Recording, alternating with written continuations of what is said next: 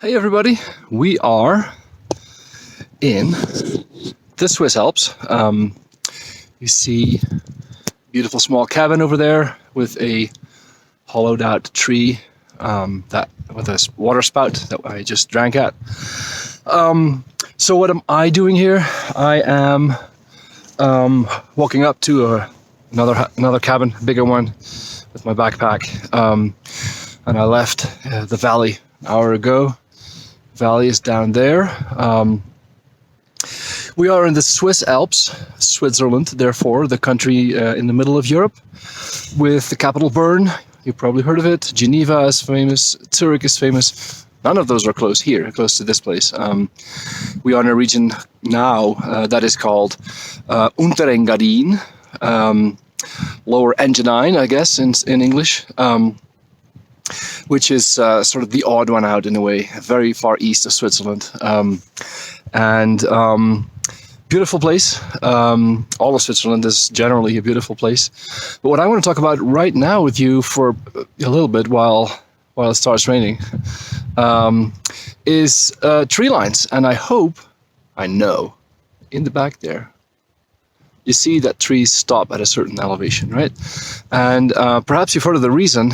In this case, the reason is that climatological conditions are no longer acceptable to trees. So in the particular case of the Swiss Alps, it's always that higher up, it's too cold for the trees to survive. So there's a little bit of shrub on occasion and then grass and ultimately nothing anymore. We have tree lines too in the United States, of course. Rocky Mountains is full of tree lines. There are also tree lines that are inverted, if you want, where the trees live on top of the mountain and no more trees live below. That especially happens in desert conditions, where it is too hot and too dry for trees to survive lower in the landscape. Arizona has this several times. And so that's a feature that I encounter all the time in these mountains. I wish the weather were a little bit better so you could see it illuminated by the sun. But what you definitely see on occasions, such as there, is that there are open spots in the forest, and that's because folks cut trees and have grassland to graze cows on. In fact, I'm in one of those clear cuts. They're called Alms in German, or Alps as well, and are clearly a feature of human impact on the forest and on the landscape. Pretty or not, doesn't matter per se for me, but that's definitely true that is human made. Also, what we can see, kind of vaguely, all the way here in the back, you see that the tree line isn't nicely sharp. In fact, the tree line is a bit broken up, and that can happen when avalanches thunder down in typical winters and destroy trees, and trees have trouble establishing themselves in those places, and so you on occasion have a cut from the top into the tree line where no trees can survive. So tree lines per se aren't really tree lines, as in the mathematical sense of the shortest connection between 2 points.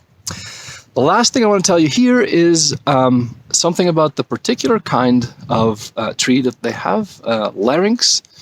That's not the right word in English.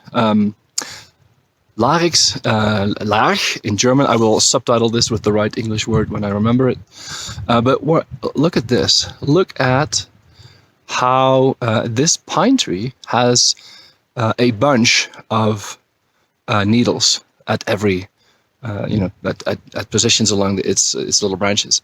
That is actually the typical thing for these Larynx tree or larch trees. And what I really like about them is they shed these leaves in fall. So they are deciduous pine trees. Really. See you.